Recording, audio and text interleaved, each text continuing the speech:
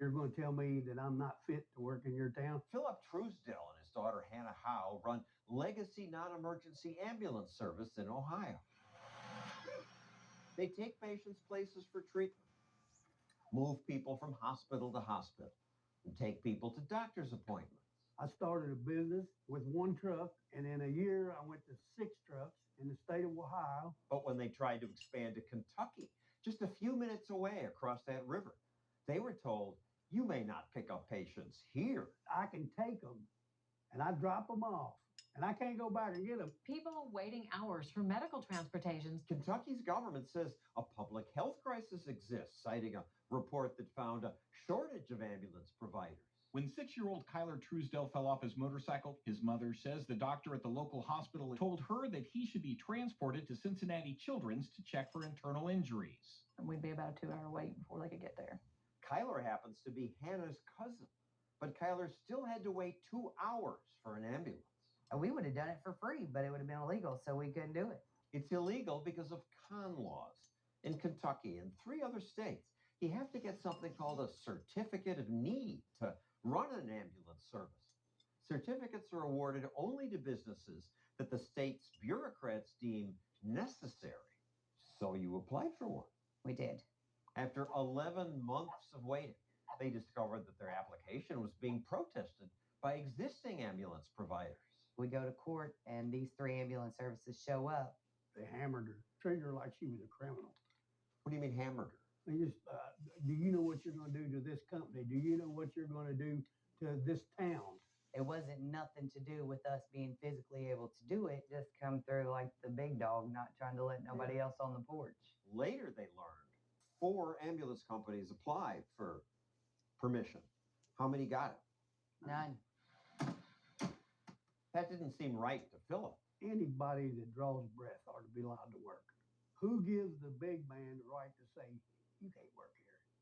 The government, the law. Kentucky ought to change that law. He and his daughter were lucky to find the Pacific Legal Foundation, a law firm that fights for people's right to earn a living.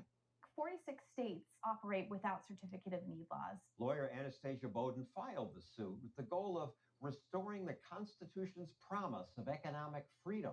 This prevents a proliferation of unnecessary ambulance services. Traditionally, we allow the consumers to decide what's necessary. The existing operators are never going to say that more businesses are necessary because they don't like the competition. None of those ambulance providers would talk to us. But one did send us a statement that says saturating a community with more EMS agencies than it can support leads all agencies to become watered down. Can't have too much competition because businesses will start cutting corners.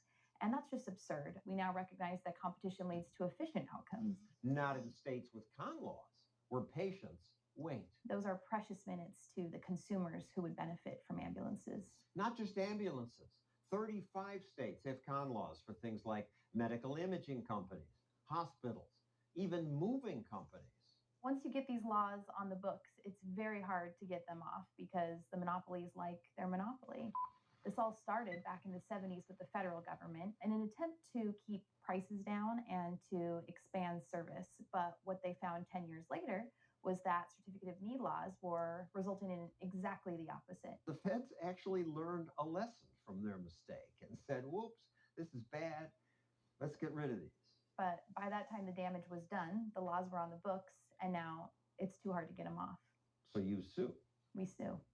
They've taken 14 cases of government overreach to the Supreme Court. They've won 12. It is an abuse of government power to restrict somebody's right to earn a living just as a handout to the other businesses. It's not a handout, it's protecting a vital service. It's protecting a vital service for the current operators only. Your local hospital could close.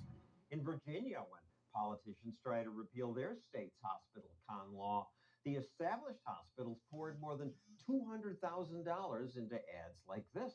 General Assembly is voting on legislation that will financially ruin your local hospital. We don't see that in other states without con laws. We see hospitals alive and well. Call your legislator now.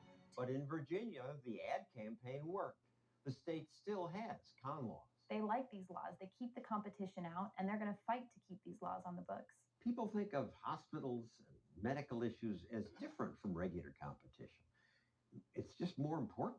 If it's more important, then it's exactly the place where we need more competition, because competition has been the driving force of innovation, lower prices, and better services. Everywhere, competition works. Con laws are a bad deal for both consumers and entrepreneurs. No one should have to ask permission to compete. Who gives them the right to say that you can't start a business?